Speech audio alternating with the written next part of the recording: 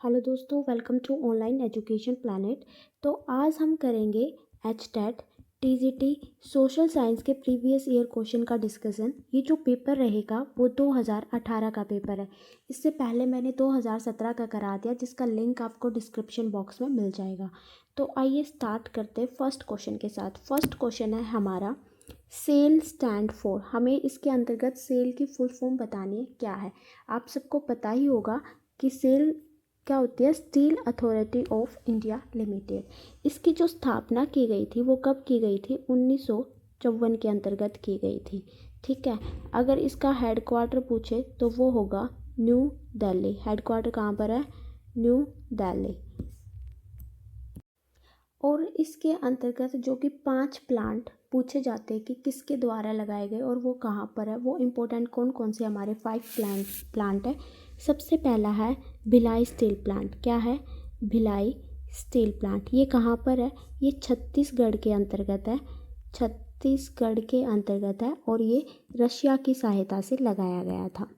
देखो, Bhilai steel plant जो कि छत्तीसगढ़ के अंतर्गत है, रशिया की सहायता से लगाया गया था। आपको मिस नहीं करना है एक भी वर्ड, क्योंकि ये बार बार एग्जाम में पूछे जाते हैं। मैं वही रिपीट करूँगी क्वेश्चन के अंतर्गत। ठीक है। तो ये आप कैसे याद करोगे, देखो भिलाई, भलाई करते हैं, भिलाई हम भलाई से याद कर सकते हैं। ठीक है। छत्तीसगढ़ से हम 36 याद कर सकते हैं और रशिया से हम कर सकते रूट नाम। ठीक है। यानी कि हम तो जैसे आप समझ ही गए होंगे कि भलाई करते 36 की, फिर भी इंसान क्या होता है, रूठ जाता है। तो आपको याद हो गया होगा भिलाई छत्तीसगढ़ के अंतर्गत है और रशिया की सहायता से लगाया गया था। दूसरा जो हमारा प्लांट है वो है राउरकेला। क्या है, राउरकेला। राउरकेला जो है ये हमारा फर्स्ट स्टील प्लांट था। कौन सा था, फर्स्ट स्टील प्लांट। अगर एग्जाम के अंतर्गत पूछे कौन सा था, वो था हमारा राउरकेला।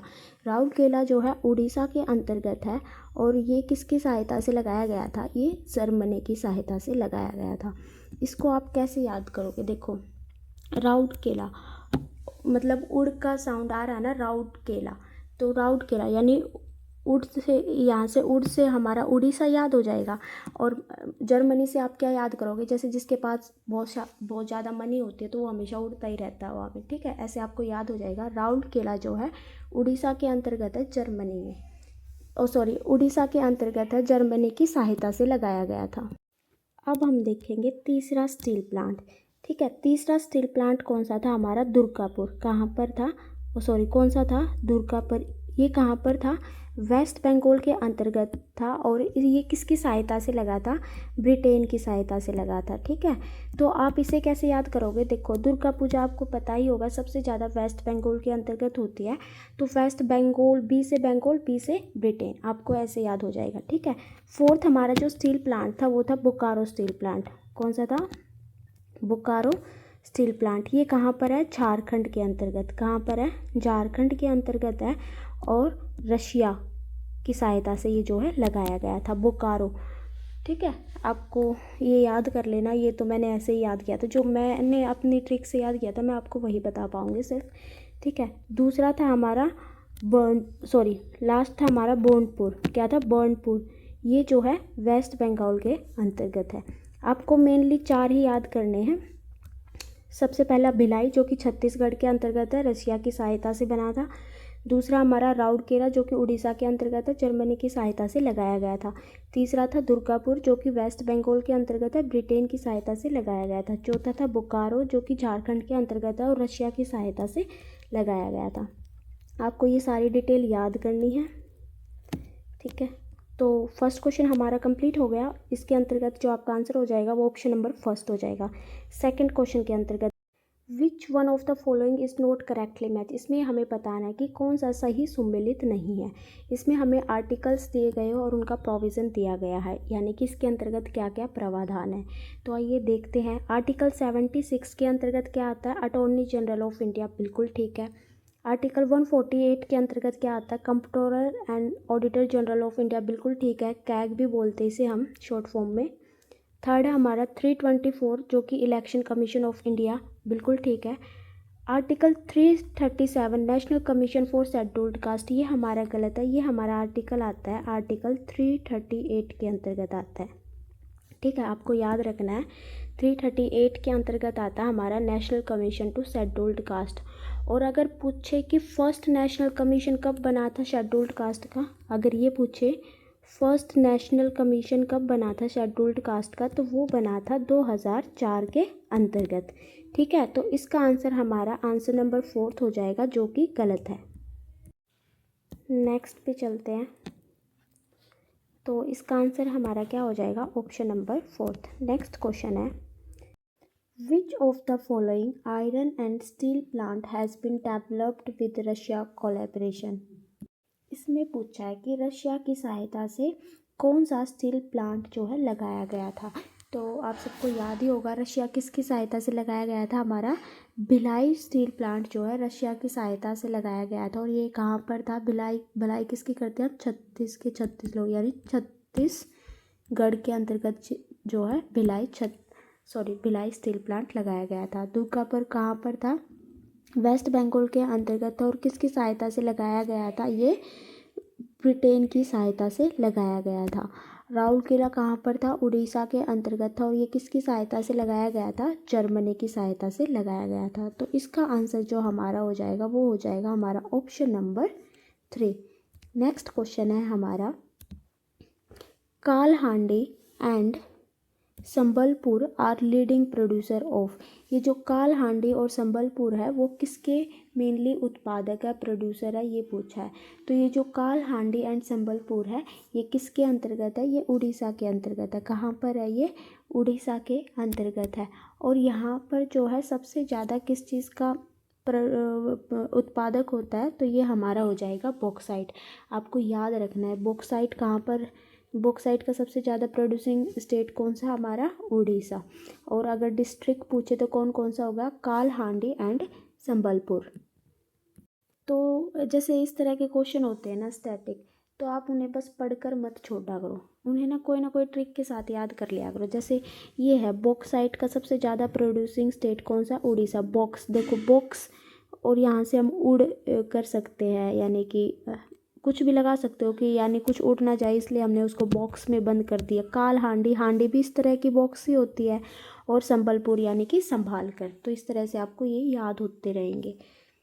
विच of the following pair is incorrect. इसमें हमें बताना है कि कौन सा गलत है। इसमें जो है हमें साइक्लोन और उनके नाम दिए गए हैं, तो हमें बताना है कि कौन सा गलत है। सबसे पहले हम जानेंगे कि ट्रॉपिकल साइक्लोन क्या होते हैं। जब तक हमें कंसेप्ट नहीं पता होगा तब तक हमारे क्वेश्चन ठीक नहीं होंगे। तो ट्रॉपिकल साइक्लोन क्या होता है, ये एक तरह की एक सर्कुलेटरी विंड होती है जो कि ओशियन के अंतर्गत जो है ओरिजिन होकर जो हमारे कोस्टल एरिया है यहाँ पर टकराकर यहाँ पर तहस नहस कर देती है, यानी डिस्ट्रक्शन कर देती है। मैं दोबारा एक्सप्लेन कर देती हूँ। जो हमारी ये ट्रॉपिकल साइक्लोन होते हैं ये एक तरह के तूफ़ान होते हैं, एक तरह की सर्कुलेटरी विंड होती है जो कि ओशियन से ओरिजिनेट होकर लैंड जो कि कोस्टल एरिया होता है यहाँ पर टकराकर बहुत ज़्यादा डिस्ट्रक्शन या फिर तबाही कर देती है। और आपको एक बात याद रखनी है, जो हमारे ट्रॉपिकल साइक्लोन होते हैं सिर्फ ये जो है ओशियन के अंदर, ओशियन पर ही ओरिजिनेट होते हैं। और इनके अलग अलग जगह पर अलग अलग नाम से इन्हें जाना जाता है। वही इस क्वेश्चन के अंतर्गत पूछा जाता है कि कौन सा कहाँ पर, कौन से साइक्लोन को कहाँ पर क्या बोला जाता है। सबसे पहला है साइक्लोन इंडियन ओशियन के अंतर्गत आते हैं, बिल्कुल ठीक है। दूसरा हमारा विली विली जो है वेस्टर्न ऑस्ट्रेलिया के अंतर्गत आता है, बिल्कुल ठीक है। थर्ड है हमारा टाइफून जो कि ईस्ट अटलांटिक के अंतर्गत नहीं आता है। टाइफून जो है हमारे वेस्टर्न पैसिफिक ओशियन के अंतर्गत आते हैं। तो आपको याद रखना है जो हमारा टाइफून साइक्लोन है वो वेस्ट पैसिफिक ओशियन के अंतर्गत आता है। हरिकेन जो है हमारा अटलांटिक ओशियन के अंतर्गत आता है। तो इसमें हमें इनकरेक्ट बताना था, तो हमारा ऑप्शन नंबर 3 ठीक हो गया। अब हम इन्हें याद कैसे करेंगे, तो देखो साइक्लोन है इंडियन ओशियन के अंतर्गत आता है, तो आपको ऐसे याद रखना है कि अपने भारत के अंतर्गत जो भी हमें कॉमन नाम जो हमें याद रहता है साइक्लोन वो इंडियन ओशियन के अंतर्गत आएगा। दूसरा हमारा विली विली जो है वेस्टर्न ऑस्ट्रेलिया के अंतर्गत आता है। ये मैंने कैसे याद किया था, देखो विल सभी को पता होगा, बहुत ही ईजी वर्ड है। विल का मतलब क्या होता है, इच्छा, ठीक है। विली विली कहाँ पर आता है, वेस्टर्न ऑस्ट्रेलिया के अंतर्गत। यानी जो हमारी इच्छा होती है वही चीज़ तो हम लेते हैं, खरीदते हैं। तो यहाँ से आपकी ये ट्रिक हो जाएगी कि विली विली साइक्लोन जो है इस वेस्टर्न ऑस्ट्रेलिया के अंतर्गत आता है, यानी विल जो कि हमारी इच्छा है वो हमने लिया, वेस्टर्न ऑस्ट्रेलिया के अंतर्गत आती है। ठीक है, ये आपको ऐसे याद हो जाएगा। तीसरा हमारा टाइफून। टाइफून कैसे याद होगा, देखो टाइफून से टाई और यहाँ से आप फिक्स कर सकते हो, यानी पैसिफिक के अंतर्गत आती है। टाई हमेशा फिक्स होती है ना हमारे ऊपर ही, तो टाइफून कहाँ पर हो गए, वेस्टर्न पैसिफिक के अंतर्गत। फिर हमारा हरिकेन। हरिकेन कहाँ आता है, अटलांटिक ओशन के अंतर्गत है। देखो हरिकेन से हम हरी से या क्या, हरी का मतलब क्या होता है, जल्दी जल्दी। ठीक है, और इसमें अटलांटिक में क्या आ गया, टिक, यानी कि ये क्या हो गया हमारा जो टिक टिक टिक टिक ऐसे जल्द जो भी हमारे वॉच मान लो या फिर कुछ भी मान लो, टिक टिक जल्दी जल्दी होती रहती है ना, तो आप ऐसे याद करोगे। हरिकेन हो गया हमारा अटलांटिक ओशन, टाइफून हो गया हमारा west pacific ocean, willy willy हो गया हमारा वेस्टर्न ऑस्ट्रेलिया, साइक्लोन हो गया हमारा इंडियन ओशन। आपको क्या करना है, जैसे मैं आपको ये बता रही हूँ ना, आप प्लीज़ एक बार करके देखना, हो जाएंगे याद। अगर आप वैसे याद करोगे ना रट के, वो वैसे नहीं होंगे आपको हमेशा, या फिर आपकी खुद की कोई ट्रिक हो आप उससे भी कर सकते हो। ये हमें लॉन्ग टाइम तक याद रहेंगे ऐसे, थोड़ा सा टाइम लगता है लेकिन अच्छे से हो जाएंगे। नेक्स्ट क्वेश्चन है हमारा, which of the following is not correctly match. इसमें हमें बताना है कि कौन सा करेक्टली मैच नहीं है। इसमें हमें इन्वेंटर दिया गया है और इनकी एग्रीकल्चर इन्वेंशन दी गई है, तो हमें बताना है कि कौन सा गलत है। सबसे पहला है जैथरो टूल, जो कि बीज बुआई का बिल्कुल ठीक है। सीड ड्रिल किसने इन्वेंट की थी, जैथरो टूल के द्वारा किया गया था। Rotation of crop, rotation of crop किसके द्वारा किया गया था, चार्ल्स टाउनसेंड के द्वारा, बिल्कुल ठीक है। दूसरा हमारा technique to improve breed life stock, यानी पशुओं की नस्ल सुधारने की तकनीक किसके द्वारा की गई थी, रॉबर्ट बैकवेल के द्वारा। जो हमारा ऑप्शन नंबर 4 है ये गलत हो जाएगा। ठीक है, इसमें हमें गलत बताना था, तो इस क्वेश्चन की कोई भी ट्रिक नहीं है, क्योंकि ये क्वेश्चन मैंने पहली बार ही देखा है। आप प्लीज़ याद कर लेना, हमारा ऑप्शन नंबर 4 जो है बिल्कुल गलत हो जाएगा। नेक्स्ट क्वेश्चन है, which of the following thinker are related to elite theory of democracy. इसमें हमें बताना है कि कौन से, मतलब कौन से थिंकर द्वारा इलाइट थ्योरी ऑफ डेमोक्रेसी दी गई थी। तो ये किसके द्वारा दी गई थी, सबसे पहले आपको याद करना है, ये दी गई थी शुम्पीटर, पैरेटो और मॉस्को, तीनों द्वारा दी गई थी, शुम्पीटर, पैरेटो और मॉस्को।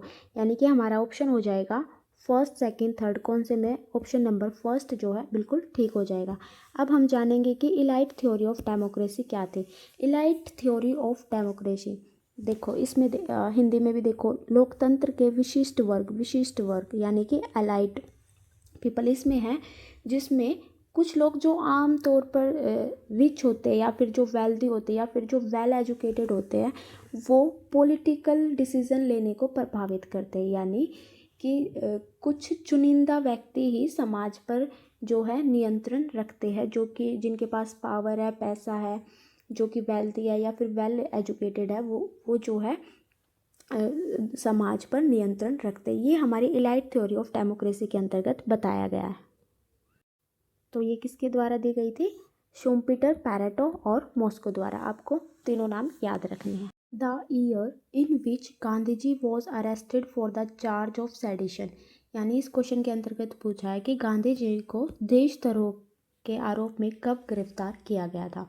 तो कब किया गया था, ये किया गया था 10 मार्च 1922 के अंदर। आपको डेट भी याद रखनी है, 10 मार्च 1922 के अंदर जो है गांधी जी को गिरफ्तार किया गया था, यानी कि ऑप्शन नंबर 3 जो हमारा बिल्कुल करेक्ट हो जाएगा। और कहाँ से गिरफ्तार किया था, ये उस वक्त कहाँ पर थे, बॉम्बे से गिरफ्तार किया गया था और इन्हें 6 साल की सज़ा सुनाई गई थी। अब देखो इन्हें गिरफ्तार क्यों किया गया था, तो इसकी वजह थी जो चोरा चोरी इंसिडेंट हो रहा था, यानी जो चोरा चोरी इंसिडेंट हो रहा था यूपी के अंतर्गत, वहाँ पर उस इंसिडेंट के दौरान जो है पुलिस वालों के ऊपर जो है मतलब हंगामा कर दिया और उनके थाने में जो है आग लगा दी। इससे जो है गांधी जी नाराज़ हो गए थे और उन्होंने आंदोलन को बंद कर दिया था।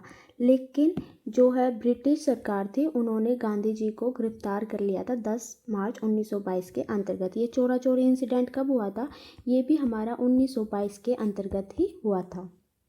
नेक्स्ट क्वेश्चन है, the temperate forest in Nilgiri Annamalai and Palani hills are known as, यानी जो टेम्परेट फॉरेस्ट है उन्हें नीलगिरी, अन्नामलाई और पालनी हिल्स में क्या बोला जाता है? तो इन्हें जो है 16 फॉरेस्ट के नाम से जाना जाता है। और ये मोस्टली कहाँ कहाँ पर पाए जाते हैं, हमेशा पूछे जाते हैं कि टेम्परेट फॉरेस्ट कहाँ पर पाए जाते हैं। ये पाए जाते हैं हमारे केरला, तमिलनाडु, कर्नाटका के अंतर्गत जो है हमारे टेम्परेट फॉरेस्ट जो है पाए जाते हैं। तो हमारा ऑप्शन नंबर हो जाएगा option number second. Next question है हमारा ICAR स्टैंड फॉर। ICAR का मतलब क्या होता है? ICAR का मतलब होता है Indian council of agriculture research, यानी कि हमारा ऑप्शन नंबर फोर्थ जो है बिल्कुल ठीक हो जाएगा। नेक्स्ट क्वेश्चन करते हैं, what is the meaning of per capita income. हमें बताना है कि पर कैपिटा इनकम का मीनिंग क्या होता है। तो पर कैपिटा इनकम का हमारा क्या फॉर्मूला होता है? वो हमारा होता है नेशनल इनकम बटे में क्या होता है, टोटल पॉपुलेशन। ठीक है, ये हमारा पर कैपिटा इनकम का फॉर्मूला होता है। लेकिन देखो इसके अंतर्गत जो हम कंफ्यूजन हो जाएंगे। अब हमें पता है NNP से तो डिवाइड नहीं होगा, यानी ऑप्शन नंबर 3 और 4 हमारा बिल्कुल कट हो जाएगा। तो इसमें कौन कौन सा ऑप्शन होगा हमारा? तो देखो हमें डिवाइड करना है। देखो जो हमारा NNP होता है ये हमारा जो है नेशनल इनकम के इक्वल होता है। NNP का हमारा फॉर्मूला होता है net national product. Net national product का मतलब क्या होता है, यानी कि जो हमारे देश की जितनी भी गुड एंड सर्विसेज है उनका मूल्य। ठीक है, तो उसको हम किस चीज़ से डिवाइड करते हैं? पॉपुलेशन से, जितनी हमारी पॉपुलेशन है। तो हमारी नेशनल इनकम जो है पर कैपिटा इनकम जो है निकल आती है। तो हमारा ऑप्शन नंबर सेकंड जो है बिल्कुल ठीक हो जाएगा, ऑप्शन नंबर सेकंड।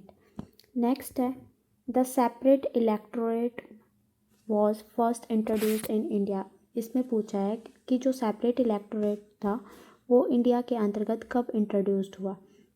तो ये कब हुआ था? ये हुआ था इंडियन काउंसिल एक्ट था जो हमारा 1909, इसके अंतर्गत जो है मुस्लिम के लिए सेपरेट इलेक्टोरेट की शुरुआत कर दी गई थी। और इसको एक नाम से और जानते हैं, उसका क्या नाम है? Morley Minto reform. इसको मोर्ले मिंटो रिफॉर्म्स के नाम से भी जानते हैं। ठीक है, तो इसके अंतर्गत जो है मुस्लिम को अलग से सेपरेट इलेक्टोरेट की शुरुआत कर दी गई थी। तो हमारा ये हो जाएगा Indian council act 1909। Next question है in India ratio refer to the number of female per male. ये सबको पता है कि सेक्स रेशियो कैसे निकालते हैं। सेक्स रेशियो कैसे निकालते हैं? हम ये देखते हैं कि 1000 मेल पर जो फीमेल की संख्या कितनी है। तो कितने पे देखेंगे मेल का? 1000। तो हमारा ऑप्शन नंबर सेकंड जो है बिल्कुल ठीक हो जाएगा। तो और अगर पूछे कि फीमेल की संख्या कितनी है 2011 की जनगणना के अनुसार, आपको याद रखनी है कितनी है? 943। ये मैं पूरे इंडिया की बता रही हूँ। ठीक है, याद रखनी है आपको। नेक्स्ट है who has given the idea of complex equality, यानी जटिल समानता का विचार किसने प्रस्तुत किया था। तो जटिल समानता का जो विचार है वो किसके द्वारा दिया गया था? ये दिया गया था माइकल वॉल्जर के द्वारा, यानी कि option number second complex equality. इसको जो है थ्योरी ऑफ जस्टिस नाम से भी जाना जाता है। क्या जाता कहते हैं? Theory of justice. ठीक है, और ये जो एक बुक है sphere of justice sphere of justice जो कि माइकल वॉल्जर की बुक है, जो इसने 1983 के अंतर्गत लिखी थी, उसी के अंतर्गत उसने कॉम्प्लेक्स इक्वलिटी का आइडिया दिया था। नेक्स्ट क्वेश्चन है which of the following is not a central problem of economy. इसके अंतर्गत हमें बताना है कि कौन सी एक अर्थव्यवस्था की केंद्रीय समस्या नहीं है। तो हमारा ये फर्स्ट ही चैप्टर है 11th क्लास के अंतर्गत। तो इसके अंतर्गत कौन सी 3 प्रॉब्लम थी सेंट्रल प्रॉब्लम? एक तो थी हमारी व्हाट टू प्रोड्यूस, एक थी हमारी हाउ टू प्रोड्यूस, और एक थी हमारी home to produce. What to produce क्या था हमारे इकोनॉमिक के अंतर्गत कि कौन क्या गुड और सर्विसेज प्रोड्यूस करे। हाउ मतलब कैसे करे, मशीन की सहायता से करे या फिर लेबर से करे, ये हमारा आता था हाउ में। और ये था होम टू प्रोड्यूस, यानी किसके लिए प्रोड्यूस करे। ठीक है। तो ये 3 जो है इकोनॉमी की सेंटर प्रॉब्लम थी, जिसके अंतर्गत मैक्सिमाइज प्राइवेट प्रॉफिट की कोई बात नहीं की गई। तो हमारा ऑप्शन नंबर 3 जो है बिल्कुल ठीक हो जाएगा। नेक्स्ट क्वेश्चन है, which of the following event did not occur during the Italian revolution of 1848। जो हमारी इटली की क्रांति हुई थी 1848 के अंतर्गत, उसमें बताना है कि कौन सी घटना घटित नहीं हुई थी। तो फर्स्ट देखते हैं, लाल कुर्ती दल का नेपल्स की ओर प्रस्थान, बिल्कुल ठीक है। नेक्स्ट हमारा proclamation of constitution in the kingdom of Sicily, Sicily राज्य में संविधान की घोषणा, बिल्कुल ठीक है। Announcement of republican form of government in Rome, Rome में गणतंत्रात्मक प्रकार की सरकार की घोषणा, ये जो है इटली रिवॉल्यूशन क्रांति का हिस्सा नहीं थी। तो हमारा ऑप्शन नंबर 3 जो है बिल्कुल ठीक हो जाएगा। आपको एक बात और याद रखनी है, इटली का एकीकरण यानी इटली का यूनिफिकेशन कब हुआ था? 1871 के अंतर्गत। कई बार क्वेश्चन पूछ लेते हैं। नेक्स्ट क्वेश्चन है हमारा, who is the lender of the last resort in India. Bharat में अंतिम ऋणदाता कौन है? आप सबको पता होगा वो कौन है, हमारा आरबीआई। आरबीआई की स्थापना कब हुई थी? 1935 के अंतर्गत। इसके 1935 के अंतर्गत इसके पहले गवर्नर कौन थे? Option Smith. कौन थे? ऑप्सन स्मिथ, ठीक है। और अगर पूछे ये कब नेशनलाइज्ड हुआ था आरबीआई, ये हुआ था 1 जनवरी 1949 को जो है आरबीआई बैंक नेशनलाइज हो गया था। तो आपको ये तीनों इन्फॉर्मेशन याद करनी है कि lender of last resort RBI को कहा जाता है। इसकी स्थापना जो है 1935 के अंतर्गत हुई थी। पहले गवर्नर इसके जो है ऑप्सन स्मिथ थे और 1 जनवरी 1949 के अंतर्गत इसका राष्ट्रीयकरण किया गया था। अब आप कमेंट बॉक्स में बताओगे कि इसके करंट गवर्नर कौन थे। गूगल करना, इससे आपको याद भी हो जाएगा और लिखोगे तो याद ही रहेगा। नेक्स्ट क्वेश्चन है, which one of the following thinker believe that nationalism is an expression of culture and social mechanism peculiar to modernity such as modern communication. यानी कि किस विचारक का यह मानना था कि राष्ट्रवाद विशेष रूप से आधुनिकता से जुड़े सांस्कृतिक संयंत्रों की अभिव्यक्ति है तथा आधुनिक संचार इस तरह के संयंत्र का एक उदाहरण है। तो ये स्टेटमेंट किसके द्वारा बोली गई थी? ये बोली गई थी बेनेडिक्ट एंडरसन के द्वारा, यानी कि ऑप्शन नंबर फर्स्ट जो हमारा बिल्कुल याद हो जाएगा। तो ये स्टेटमेंट वाले क्वेश्चन तो आपको याद ही करने पड़ेंगे।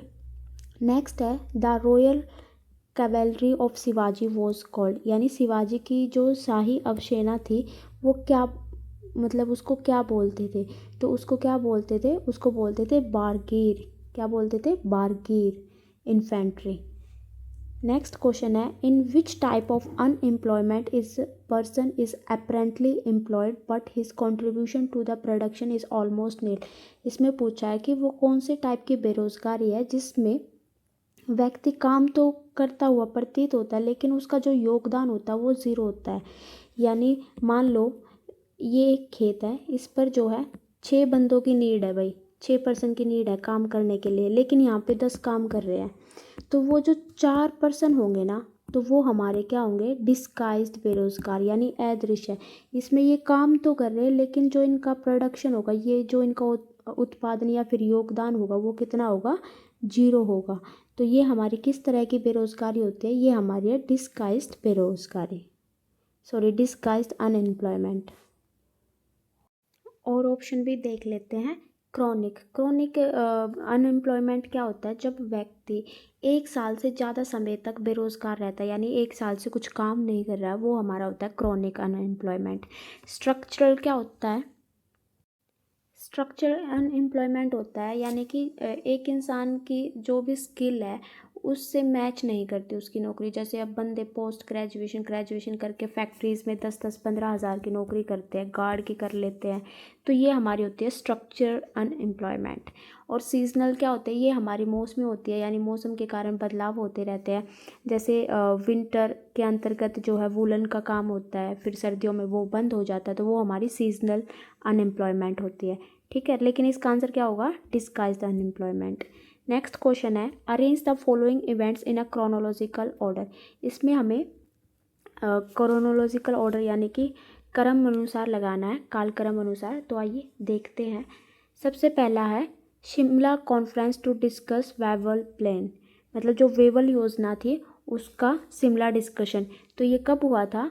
ये हुआ था 1945 के अंतर्गत। कब हुआ था? 1945 के अंतर्गत। दूसरा हमारा mutiny of royal India navy, यानी जो जिसे रिन म्यूटिनी भी कहते हैं, वो कब हुई थी? हमारी 25 मार्च 1946 के अंतर्गत। कब हुई थी? 25 मार्च 1946 के अंतर्गत। ठीक है। फिर हमारा arrival of cabinet mission, cabinet mission कब आया था? 24 मार्च 1946 को, 24 मार्च 1946 को। ठीक है। फिर हमारा the direct action day observe by Muslim league, यानी मुस्लिम लीग द्वारा जो प्रत्यक्ष कार्रवाई दिवस था वो कब हुआ था? हमारा 16 अगस्त 1946, 16 अगस्त 1946। तो सबसे पहले हमारा क्या हो गया? शिमला कॉन्फ्रेंस। फिर हमारी रिन म्यूटिनी हो गई। फिर यानी ये कि सीरीज़ में ही दिए हुए हैं, तो इनका ऑर्डर क्या हो जाएगा? 1 2 3। आप ये ईयर नोट कर लेना और याद कर लेना इन्हें, 1 2 3। तो हमारा ऑप्शन हो जाएगा ऑप्शन नंबर 3। नेक्स्ट क्वेश्चन है which year is known as the year of great division of India population. तो कौन से वर्ष भारत की जनसंख्या के महान विभाजक के रूप में माना जाता है? तो ये सबको आपको पता ही होगा। ये हमारा 1921 के अंतर्गत जो है ग्रेट डिवीज़न के रूप में माना जाता है। तो इसे ग्रेट डिवीज़न क्यों कहा जाता है? क्योंकि इसमें जो है, जो हमारी मृत्यु दर यानी जो डेथ रेट थी उसमें कमी आई थी और जो बर्थ रेट था उसमें वृद्धि हुई थी। नेक्स्ट क्वेश्चन है arrange the following events of the struggle of 1857 in chronological order. अब हमें इसमें 1857 का काल अनुसार लगाना है। देखो आप ये टॉपिक बिल्कुल कर लेना, बिल्कुल डिटेल से कर लेना, क्योंकि हर साल क्वेश्चन पूछा जाता है। तो देखते हैं। सबसे पहला है अपराइजिंग इन मेरठ। अपराइजिंग इन मेरठ, लखनऊ, झांसी, नसीराबाद। तो ये कैसे हुआ था? सबसे पहला हुआ था मेरठ से, फिर हुआ था झांसी से, फिर हुआ था लखनऊ से। सबसे पहला हुआ था मेरठ से, फिर कहाँ पे हुआ था? झांसी से, फिर लखनऊ से और फिर नसीराबाद से। तो ये कौन सा हो जाएगा हमारा? ए सी, एक मिनट गाइस, पहले मेरठ से हुआ, फिर झांसी से हुआ था, उसके बाद कहाँ से हुआ था? लखनऊ से हुआ था। ACBD। तो ये ऑप्शन मुझे दिखाई नहीं दे रहा है, तो इस क्वेश्चन में मेरे को डाउट है, मैं आपको गलत नहीं करा सकती। मैंने गूगल करके भी चेक किया था, फिर भी नहीं पता लगा मेरे को। मेरे अकॉर्डिंग तो ये होगा ACBD। अगर आपको करेक्ट आंसर पता है तो आप प्लीज़ कमेंट बॉक्स में बता देना। क्वेश्चन नंबर 113 जरूर मेंशन कर देना। नेक्स्ट हमारा the male and female literacy rate of India as per census. हमें फीमेल लिटरेसी रेट बताना है 2011 का। देखो पिछली बार क्वेश्चन में ना 2017 का जब मैंने कराया था ना, तो उसके अंतर्गत जो है मेल का पूछा गया था, वहाँ पे मैंने आपको फीमेल का भी बता दिया था। अब 2018 में दोनों का पूछ लिया। इस तरह क्वेश्चन जो है रिपीट होते रहते। तो हमारा आंसर कितना हो जाएगा? तो ये हमारा हो जाएगा ऑप्शन नंबर फर्स्ट। मेल की लिटरेसी कितनी है? 80.89, यानी 80.9 दिया है।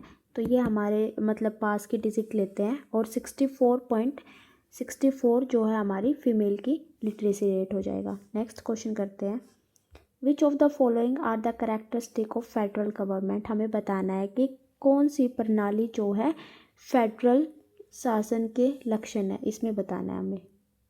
तो फेडरल गवर्नमेंट कौन सी होती है? एक ऐसा सिस्टम होता है जिसमें पावर को सेंटर और स्टेट लेवल पर यानी डिवाइड कर दिया जाता है डिफरेंट लेवल पर। तो आइए ऑप्शन देखते हैं। सबसे पहले सुपरमेसी ऑफ द कॉन्स्टिट्यूशन, बिल्कुल फेडरल गवर्नमेंट के अंतर्गत जो है संविधान की सर्वोच्चता होती है, बिल्कुल ठीक है। नेक्स्ट है distribution power between federal centre and federating unit, बिल्कुल ठीक है। संघीय केंद्र और संघ की इकाई के बीच जो है पावर को डिवाइड कर दिया जाता है। Presence of bicameral federal legislature, बिल्कुल ठीक है। बाईकैमरल फेडरल लेजिस्लेचर का मतलब है हमारा राज्यसभा और लोअर सभा। ये हमारा बाईकैमरल होता है, उसी को हम राज्यसभा और लोकसभा बोलते हैं। यानी कि हमारे तीनों ऑप्शन बिल्कुल ठीक है, यानी ऑप्शन नंबर 3 जो हमारा बिल्कुल करेक्ट हो जाएगा। नेक्स्ट क्वेश्चन है Bardoli Chheerha are local storm occurring in. जो बरदौली चीड़ा नामक स्थानीय तूफान कहाँ आता है? तो ये जो तूफान है बरदोली चीरा, ये असम के अंतर्गत आता है, ठीक है, यानी ऑप्शन नंबर 4 हमारा ठीक हो जाएगा। असम और वेस्ट बंगाल के अंतर्गत आता है। वेस्ट बंगाल में इसको काल बैसाखी के नाम से जाना जाता है। असम में इसको क्या बोला जाता है? बरदोली चीरा। और वेस्ट बंगाल के अंतर्गत इसको काल बैसाखी बोला जाता है। नेक्स्ट क्वेश्चन है, the terminology one dimensional man related to which thinker, यानी जो वन डायमेंशनल मैन है, एक आयामी मानव शब्दावली किस विचारक से संबंधित है? तो ये हमारा ऑप्शन हो जाएगा ऑप्शन नंबर 2, हर्बर्ट मार्क्यूज के द्वारा जो है वन डायमेंशनल मैन जो टर्मिनोलॉजी दी गई थी। नेक्स्ट क्वेश्चन है, करेवास आर, आप सबको पता है करेवास क्या थे? जम्मू कश्मीर की एक जनजाति थी, यानी कि ऑप्शन नंबर 3 जो है इसमें हमारा बिल्कुल करेक्ट हो जाएगा। Chronologically arrange the following international conference which paved the way for the formation of UNO। इस क्वेश्चन के अंतर्गत पूछा, जो जब UNO का फॉर्मेशन हुआ था उसमें जो है जो भी कॉन्फ्रेंस हुई थी उनको हमें क्रोनोलॉजिकल ऑर्डर में लगाना है। तो आप सबको पता ही होगा सबसे पहले कौन सी कॉन्फ्रेंस हुई थी? हमारी मॉस्को कॉन्फ्रेंस हुई थी। ये कब हुई थी? 1943 के अंतर्गत हुई थी। इस कॉन्फ्रेंस के अंतर्गत हुआ था कि पहली बार अनाउंस किया था कि भाई एक इंटरनेशनल मतलब ऑर्गेनाइजेशन होना चाहिए जो कि विश्व में शांति स्थापित कर सके, ठीक है। ये हमारा फिर हुई थी हमारी तेहरान कॉन्फ्रेंस हुई थी, उसके बाद हुई थी डम्बल्टन ऑक्स कॉन्फ्रेंस, फिर लास्ट में हुई थी याल्टा कॉन्फ्रेंस। डम्बल्टन ऑक्स कॉन्फ्रेंस के अंतर्गत क्या हुआ था? ये हुई थी हमारी 1944 के अंतर्गत। तेहरान भी 1943 के अंतर्गत ही हुई थी, लेकिन पहले कौन सी हुई थी? मॉस्को हुई थी, फिर तेहरान हुई थी। जो हमारी ऑक्स कॉन्फ्रेंस है इसके अंतर्गत जो भी हमारा UNO स्थापित होगा उसका स्ट्रक्चर कैसा होगा, उसका फंक्शन कैसा होगा, ये सब डिसाइड किया गया था। फिर हमारी लास्ट में हुई थी याल्टा कॉन्फ्रेंस जो कि 1945 के अंतर्गत हुई थी, ठीक है। तो इसे हमें क्रोनोलॉजिकल ऑर्डर में लगाना है। तो ये 1 2 3 4 बिल्कुल ठीक है, यानी ऑप्शन नंबर फर्स्ट हमारा जो है बिल्कुल ठीक हो जाएगा। इसकी मैं एक शॉर्ट वीडियो बनाकर डाल दूँगी। एक मिनट गाइस, सॉरी। इसकी मैं एक शॉर्ट वीडियो बनाकर डाल दूँगी जिसमें पूरे UNO की जो जितनी भी कॉन्फ्रेंस हुई थी और उसमें क्या क्या इम्पोर्टेंट निर्णय जो लिए गए थे वहाँ से आप कर लेना। Which of the following are the characteristic of liberal democracy, इसमें हमें बताना है कि लिबरल डेमोक्रेसी की कौन सी विशेषता है, यानी उदार लोकतंत्र की। तो लिबरल डेमोक्रेसी की में क्या विशेषता होती है? लिबरल डेमोक्रेसी में भी जो है 100% वोट देने का अधिकार होता है लोगों को। देखो, दो तरह की डेमोक्रेसी होती है, एक तो हमारी होती है लिबरल, ठीक है, एक हमारी होती है पीपल डेमोक्रेसी जो कि इंडिया के अंतर्गत है, ठीक है। लिबरल डेमोक्रेसी के अंतर्गत क्या होता है कि मतलब कि कम्पीट कर सकते हैं, एक से ज़्यादा हमारी पॉलिटिकल पार्टी हो सकती है, मतलब दोनों में सेम रहता है, सिर्फ एक चीज़ का डिफरेंस रहता है। लिबरल के अंतर्गत जो सरकार होती है वो जो है मतलब आर्थिक स्थिति नहीं देखती है। आर्थिक स्थिति से मतलब क्या होगा कि लोगों को खाना मिल रहा है, भोजन टाइम पर मिल रहा है या फिर पानी की सुविधाएं हो रही है, मतलब आर्थिक सुविधा पर बिल्कुल ध्यान नहीं देती है। लेकिन जो पीपल डेमोक्रेसी होती है इसके अंतर्गत ये ध्यान रखा जाता है कि ज़्यादा से ज़्यादा जनसंख्या की जो भी बेसिक नीड है वो पूरी हो सके, ठीक है। सिर्फ एक डिफरेंस आपको याद रखना है, उसी से आपका क्वेश्चन हो जाएगा। तो आइए देखते हैं। सबसे पहले है more than one political party freely competing for political power, बिल्कुल ठीक है, एक से अधिक पॉलिटिकल पार्टी जो है इलेक्शन के अंतर्गत compete कर सकते हैं। Political office not confined to any privilege class, बिल्कुल ठीक है। जो भी पॉलिटिकल ऑफिस होते हैं यानी जो भी राजनीतिक पद होते हैं उस पर किसी भी विशेष अधिकार वर्ग का मतलब प्रिविलेज विशेष अधिकार, यानी कि जो लोग जैसे रिच होते हैं, वेल्दी होते हैं, उन पर ही उनका नियंत्रण नहीं होता है, ठीक है। थर्ड है हमारा periodic election based on universal adult franchise, बिल्कुल ठीक है। पीरियोडिक इलेक्शन होते रहते हैं टाइम पर और यूनिवर्सल अडल्ट फ्रेंचाइज को फॉलो किया जाता है। लास्ट हमारा डिपेंडेंट जुडिशरी यानी अधीन न्यायपालिका, ये बिल्कुल गलत है। ये भी हमारी इंडिपेंडेंट जुडिशरी होती है इसके अंतर्गत, यानी स्वतंत्र हमारी न्यायपालिका होती है। इसके अंतर्गत हमें ठीक बताना था, यानी option number first second third हमारा जो बिल्कुल ठीक हो जाएगा। नेक्स्ट क्वेश्चन है which article of the constitution India is related to the procedure for the impeachment of president. इसमें पूछा कि कौन सा आर्टिकल प्रेसिडेंट के इम्पीचमेंट से फॉलो करता है, तो वो हमारा कौन सा हो गया, आर्टिकल 61 के अंतर्गत जो है प्रोसेस दिया गया है कि प्रेसिडेंट को कैसे हटाया जा सकता है। नेक्स्ट क्वेश्चन है the Sufi saints whose dargah is situated in Ajodhan. सूफी संत जिसकी दरगाह अजोधन में अवस्थित है तो वो कौन से थे, तो वो हमारे कौन से थे, शेख फरुद्दीन गंज आई सिखार, गंज ए सिखार सकर। तो ये हमारा ऑप्शन नंबर सेकंड जो है बिल्कुल ठीक हो जाएगा। नेक्स्ट हमारा द इनर प्लैनेट आर, हमें बताना है कि इनर प्लैनेट कौन से होते हैं। तो हमारे दो तरह के प्लैनेट होते हैं, एक हमारे होते हैं इनर प्लैनेट और एक हमारे होते हैं जोवियन प्लैनेट। ठीक है, एक हमारे होते हैं इनर प्लैनेट, एक हमारे होते हैं जोवियन प्लैनेट। इनर प्लैनेट जो है किस चीज़ से बने होते हैं, रॉक से बने होते हैं। ठीक है, और जोवियन प्लैनेट गैसेस से बने होते हैं। ठीक है, और इनर प्लैनेट हमारे कौन कौन से होते हैं, मरकरी, वीनस, अर्थ, मार्स। ठीक है, फिर इनके बीच में, इनर प्लैनेट और जोवियन प्लैनेट के बीच में हमारी एक बेल्ट होती है, एस्ट्रॉयड बेल्ट। ठीक है, वो याद रखनी है आपको। उसके बाद होगी जुपिटर, सैटर्न, यूरेनस और नेपच्यून। ये हमारे होते हैं जोवियन प्लैनेट जो कि गैस से बने होते हैं, हाइड्रोजन और हीलियम से। ठीक है, तो हमें बताना है कि इनर प्लैनेट कौन से हैं। तो कौन से होंगे, कौन से होते हैं हमारे इनर प्लैनेट, जो planet between sun and belt of asteroid, यानी जो प्लैनेट सन और एस्ट्रॉयड बेल्ट के अंतर्गत होते हैं, यानी मरकरी, वीनस, अर्थ, मार्स तक होते हैं, वो हमारे इनर प्लैनेट होते हैं। ठीक, और ये रॉक से बने हुए होते हैं। नेक्स्ट, और अगर कभी पूछे कि हमारी एस्ट्रॉयड बेल्ट किसके मध्य होती है, तो किसके मध्य होती है, अभी मैंने बताया mercury, Venus, earth, Mars.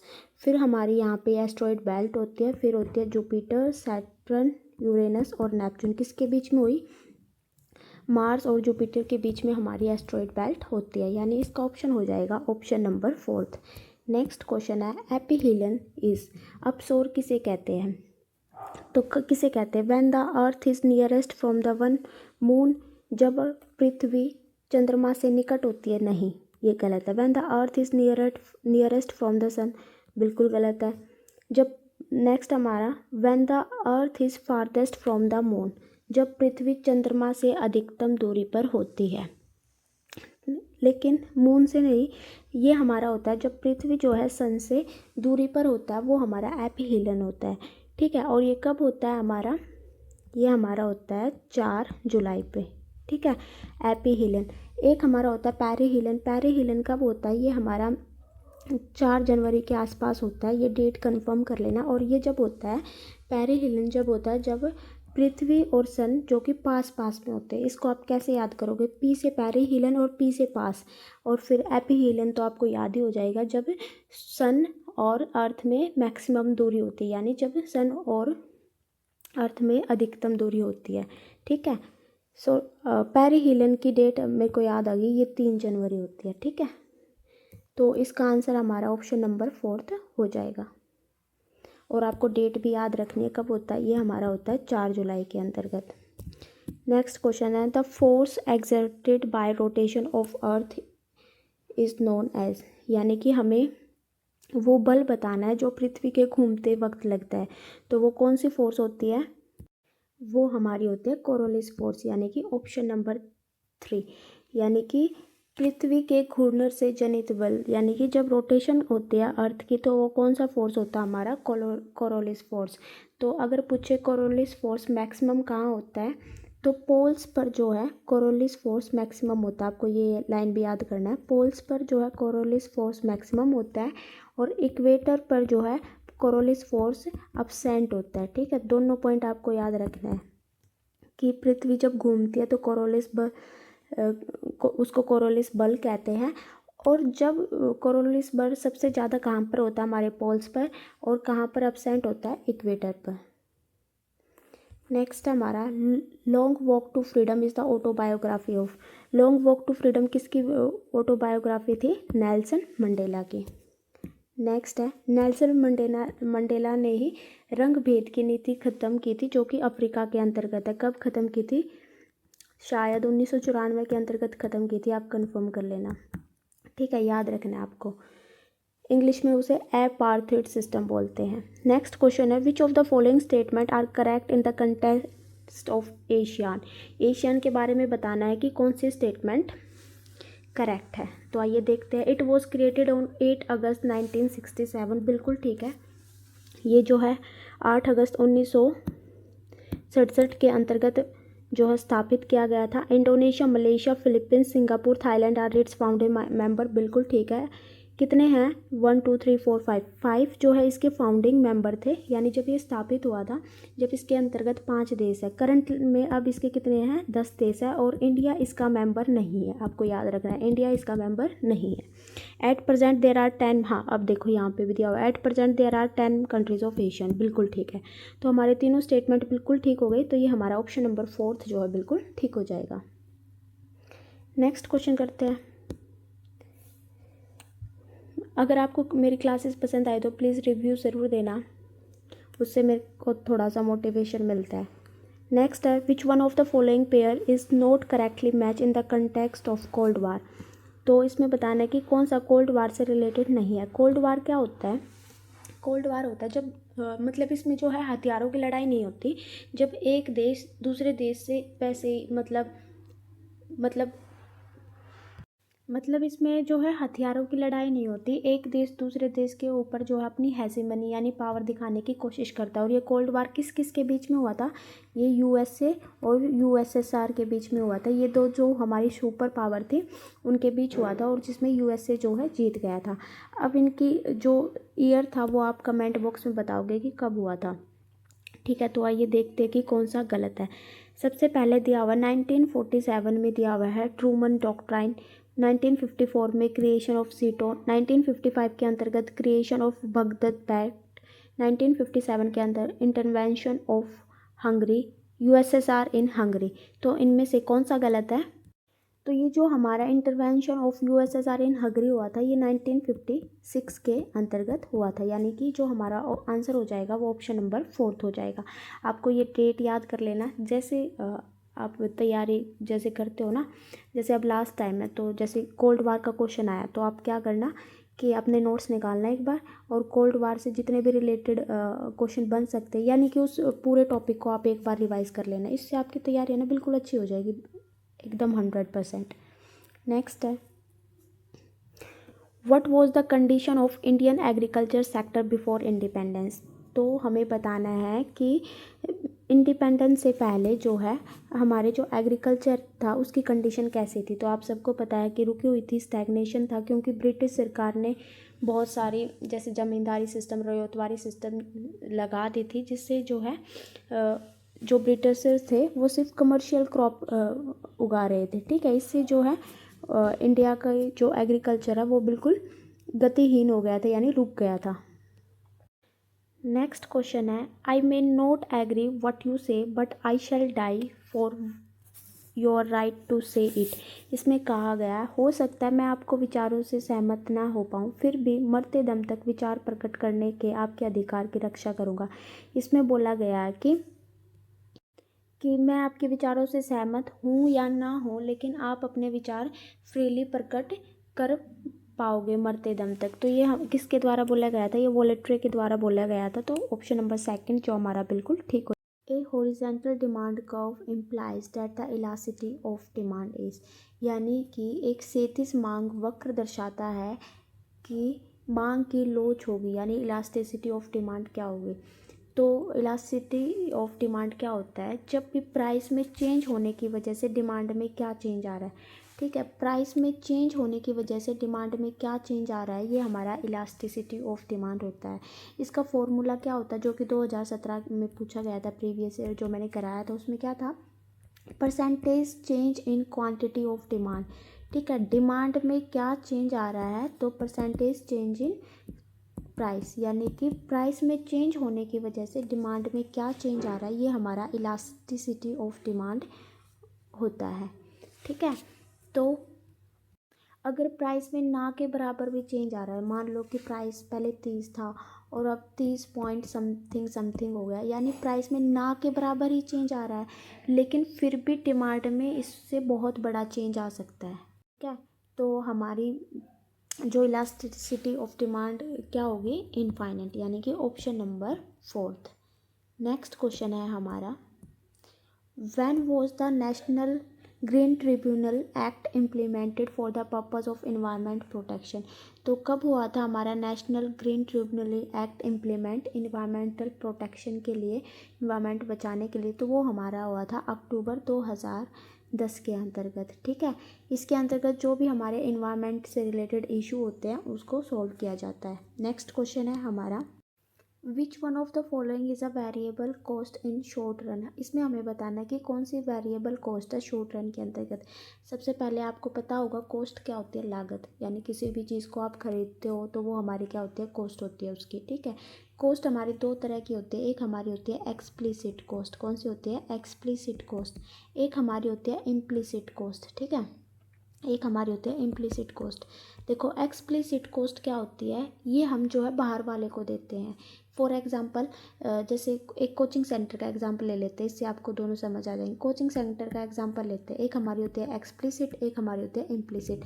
For example किसी को भी अगर कोचिंग सेंटर खोलना है, वो देखेगा कि भाई दिल्ली के अंदर ज़्यादा क्राउड है, हम दिल्ली के एरिया में खोलते हैं, तो वो वहाँ पर जाएगा। उससे सबसे पहले क्या चाहिए, वहाँ पर एक ज़मीन चाहिए। ठीक है, जिसका वो रेंट पे करेगा, फिर उसको अपना पूरा सेटअप चाहिए। तो ये हमारी होती है, यानी कि वो कॉस्ट जो उसने आउटसाइडर को दी। ठीक है, ये मतलब ज़मीन पे, किसी की भी ज़मीन पे कोई भी काम करेगा तो उसको रेंट देगा ना, तो वो हमारी होगी एक्सप्लिसिट कॉस्ट। फिर फॉर एग्जांपल मान लो भाई इसका थोड़ा सा लॉस चल रहा है, सिर्फ मानना है, वरना आप एग्जांपल दूसरा भी दे सकते हो। या फिर ये मान लो कि इसका मन बदल गया है, इसका मन क्या कि भैया मैं अपने घर से भी अपना वो चला सकता हूँ सेटअप, तो फिर ये अपने आसपास जो उसकी खुद की ज़मीन है उस पर ये सेटअप तैयार करता है। ठीक है, फिर वहाँ से वो कोचिंग करता है। तो ये क्या हो गया, ओनर जो है इसके अंतर्गत खुद की ज़मीन पर जो है सप्लाई कर रहा है, यानी ओनर खुद सप्लाई कर रहा है। ठीक है, तो ये हो गया इम्प्लिसिट कॉस्ट, जिसके अंतर्गत मतलब किसी और आउटसाइडर को कॉस्ट या फिर लागत नहीं देनी होती। ठीक है, आपको ये दोनों समझ आ गई होगी कॉस्ट। ठीक है, तो इसमें हमें पूछा है वेरिएबल शॉर्ट रन कॉस्ट के अंतर्गत। तो ये दो तरह की कॉस्ट होती है, शॉर्ट रन जो है दो तरह की कॉस्ट होती है। एक हमारी होती है फिक्स्ड, जो कि चेंज नहीं होती। एक होती है वेरिएबल। वेरिएबल का मतलब ही परिवर्तनशील है, यानी कि चेंज होना। वेरिएबल क्या होता है, वेरिएबल कॉस्ट क्या होती है, यानी चेंज होगी आउटपुट के साथ, यानी कि जैसा आप आउटपुट यूज़ करोगे वैसे वैसे चेंज होती रहेगी। फॉर एग्ज़ाम्पल जैसे कि आप बाइक या स्कूटी का तो यूज़ करते ही होगे। जैसे कहीं पर भी अगर मैं स्कूटी लेके जाऊंगी तो वो जितना फ्यूल जितनी स्कूटी चलाऊंगी उतना मेरा फ्यूल जो है ख़त्म होगा, उतना मेरी कॉस्ट होगी। ठीक है, यानी कि जितना हम आउटपुट यूज़ करते हैं उसके साथ जो है कॉस्ट जो है चेंज होती रहती है। ठीक है, जैसे कोई भी रॉ मटेरियल की पेमेंट करनी है, हम जैसा रॉ मटेरियल यूज़ करेंगे वैसी हमारी लागत होगी। तो ये हमारी होती है वेरिएबल कॉस्ट, जो कि चेंज होती रहती है। तो इसका जो आंसर होगा वो हमारा हो जाएगा ऑप्शन नंबर 2, यानी कॉस्ट ऑफ रॉ मटेरियल। देखो ऑप्शन नंबर 1 देखो, payment of rent on building, यानी कि बिल्डिंग का रेंट है, मान लो ये बिल्डिंग का रेंट है। अब यहाँ पे आप एक सेटअप खोलो या दो सेटअप खोलो या तीन सेटअप खोलो, उसका रेंट तो सेम ही रहता है ना, तो ये हमारी फिक्स्ड हो जाएगी। ठीक है, अब देखो कॉस्ट ऑफ इक्विपमेंट, ये भी हमारी सेम होती है। कोई भी अगर आप उपकरण खरीदते हो, ये नहीं है कि आप उसको ज़्यादा खर्च कर लोगे तो उसकी कीमत जो है बढ़ जाएगी, तो ये भी हमारी क्या होती है, फिक्स्ड होती है। तो इस तरह से आपको फिक्स्ड और वेरिएबल में अंतर शायद पता चल गया होगा। नेक्स्ट क्वेश्चन है हमारा, which of the following statement is not true about dancing girl statue of Indus valley civilization. इसके अंतर्गत बताना है कि जो डांसिंग गर्ल का स्टैचू मिला था इंडस वैली सिविलाइजेशन के अंतर्गत, कौन सी स्टेटमेंट ठीक नहीं है। सबसे पहले है it was found in Mohenjodaro, ये मोहनजोदारो के अंतर्गत मिला था, बिल्कुल ठीक है। नेक्स्ट है it is sculptured in bronze, यानी कि ये ब्रोंज से बनी थी, बिल्कुल ठीक है। तो मोहनजोदारो के अंतर्गत ये मिली थी, ब्रोंज से बनी थी, दोनों पॉइंट हमारे ठीक हो गए। There are more than 2 dozen bangles in left arm of the dancing girl, इसमें बोला गया है जो डांसिंग गर्ल थी उसके जो लेफ्ट हाथ था उसके अंतर्गत 2 दर्जन से ज़्यादा चूड़ियाँ मिली थी, तो ये हमारा गलत हो जाएगा, इसलिए हमारा ऑप्शन नंबर 3 जो है बिल्कुल ठीक हो जाएगा। Next speaker of the Lok Sabha address his her resignation to, यानी जो स्पीकर होता है लोकसभा का वो किसको रेजिग्नेशन देता है, तो वो किसको देता है, डिप्टी स्पीकर ऑफ लोकसभा को, यानी कि ऑप्शन नंबर 3 जो हमारा बिल्कुल ठीक हो जाएगा। प्रेसिडेंट किसको देगा, वाइस प्रेसिडेंट को, ठीक है। नेक्स्ट हमारा which one is not a mathematical mean is the following, इसके अंतर्गत हमें बताना है कि कौन सा मैथमेटिकल मीन नहीं है। तो ऑप्शन देखते हैं, फर्स्ट ऑप्शन ही हमारा आंसर हो जाएगा मोड। मोड क्या होता है, जो भी नंबर मैक्सिमम टाइम आता है ना वो हमारा मोड होता है। जैसे फॉर एग्जांपल 3 4 5 5 3 3, तो इसमें मोड क्या होगा हमारा 3, क्योंकि 3 जो है ज़्यादा बार आया तो ये हमारा मोड होता है, मीन नहीं होता है। तो हमारा ऑप्शन नंबर फर्स्ट जो है बिल्कुल ठीक हो जाएगा। नेक्स्ट है which of the following is not an intrusive volcanic landform, इसमें हमें बताना है कि कौन सा इंट्रूसिव वोल्केनिक लैंडफॉर्म नहीं है। इंट्रूसिव वोल्केनिक लैंडफॉर्म क्या होते हैं, जो वोल्केनो मतलब धरती के अंतर्गत बनते हैं, ठीक है। तो वो कौन सा नहीं है, देखो बैथोलिथ, लैकोलिथ और फैकोलिथ, ये जो है तीनों हमारे इंट्रूसिव वोल्केनिक लैंडफॉर्म है। जो हमारा कैल्डेरा है इसका राइट ऑप्शन हो जाएगा ऑप्शन नंबर 3। बैथोलिथ क्या होता है, जैसे फॉर एग्जांपल ये चट्टान है, बैथोलिथ जो है सबसे नीचे पाए जाते हैं, ठीक है। फैकोलिथ जो है वेवी, जहाँ पर भी वेवी मटेरियल आए वो हमारा फैकोलिथ हो जाएगा, ठीक है। लैकोलिथ मेरे को अभी फ़िलहाल याद नहीं आ रहा है, इसी चैप्टर के अंतर्गत है, ये हमारा शायद 11th का सेकंड चैप्टर है, सेकंड या थर्ड चैप्टर। नेक्स्ट क्वेश्चन है which among the following Gupta ruler maternally related to Lichchhavi, इसके अंतर्गत पूछा है कि कौन सा गुप्त राजा अपने मातृवंश की ओर से लिच्छवी से संबंधित था, तो वो कौन थे हमारे समुंदर गुप्त, यानी ऑप्शन नंबर 3। समुंदर गुप्त की जो माता थी वो कुमारी देवी, वो लिच्छवी की राजकुमारी थी। नेक्स्ट क्वेश्चन है हमारा the famous sculpture descent of Ganga is found at, तो डिसेंट ऑफ गंगा जो है कहाँ से मिला था हमें, ये मिला था हमारा तमिलनाडु का जो महाबलीपुरम है वहाँ से, यानी कि ऑप्शन नंबर 3 जो है बिल्कुल ठीक हो जाएगा। नेक्स्ट क्वेश्चन है हमारा all of the following are the determinant of demand except, निम्नलिखित में से किसके अतिरिक्त सभी मांग के निर्धारक घटक है। इसमें हमें बताना है कि कौन सा डिटर्मिनेंट ऑफ डिमांड नहीं है।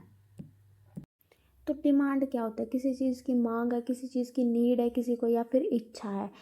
और डिमांड होना ही सिर्फ मतलब डिटर्मिनेंट्स ऑफ डिमांड नहीं है, यानी कि आपकी इच्छा है, विलिंगनेस है, लेकिन आप उसके लिए एबिलिटी यानी योग्य भी हो कि आप उसको खरीद सको। ये नहीं कि आपकी मांग नीड है लेकिन आप उसे खरीद नहीं सकते, ठीक है। और डिमांड क्या होता है, प्राइस जब भी बढ़ते हैं तो डिमांड हमारी कम हो जाती है, ठीक है। इसके अंतर्गत हम इनकम भी देखते हैं और मतलब परचेजिंग पावर भी देखते हैं। मतलब कि इसका कंसेप्ट यही है कि एक तो पर्सन की विलिंगनेस यानी कि इच्छा होनी चाहिए, फिर उसके योग्य होना चाहिए, यानी एबिलिटी होनी चाहिए कि वो उस चीज़ को खरीद सके, ठीक है। तो कौन सा नहीं है हमें बताना है। वस्तु की कीमत बिल्कुल एक डिमांड का घटक है। दूसरा हमारा PY होता है संबंधित वस्तु की कीमत, बिल्कुल ठीक है। नेक्स्ट हमारा क्वांटिटी सप्लाई यानी पूर्ति की मात्रा जो है डिटर्मिनेंट्स ऑफ डिमांड नहीं है, तो हमारा ऑप्शन नंबर 3 जो है बिल्कुल ठीक हो जाएगा। नेक्स्ट हमारा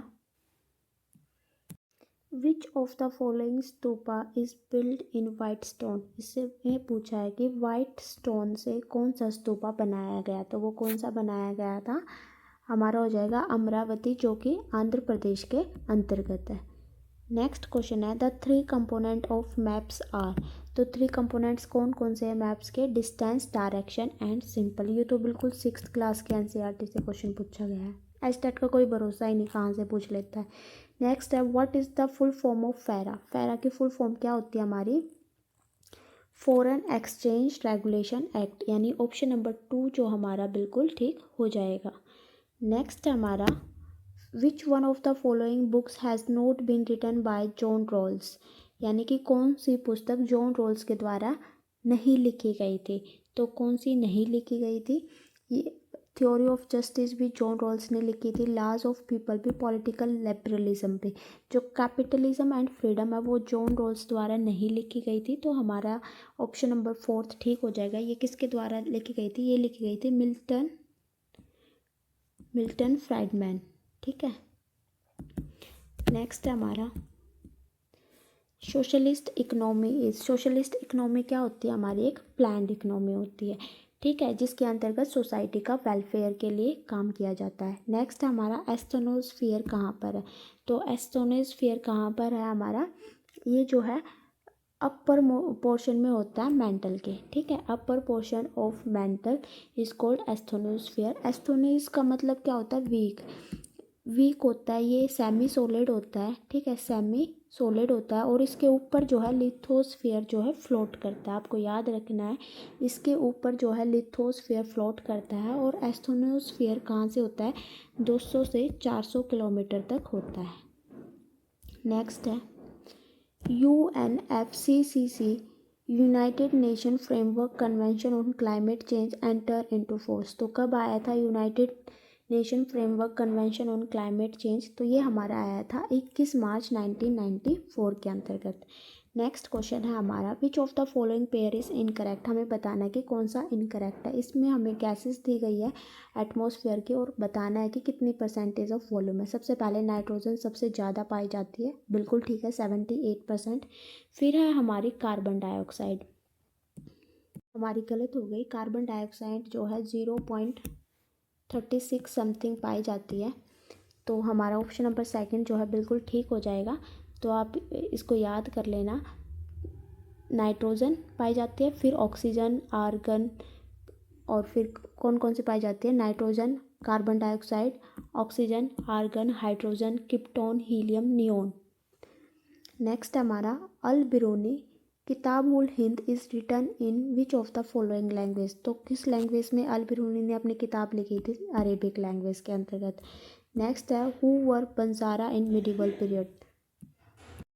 तो बंजारा कौन थे मिडिवल इंडिया के अंतर्गत? बंजारा थे ट्रेडर थे। वो एक स्थान से दूसरे स्थान पर ट्रांसपोर्ट करते थे किस किस चीज़ का? अनाज का, लकड़ी का और मवेशियों का। यानी इसका आंसर हो जाएगा option number first, transporter of the goods such as grain. अगर आपको मेरी वीडियो पसंद आए तो please like, share and comment. Thank you so much.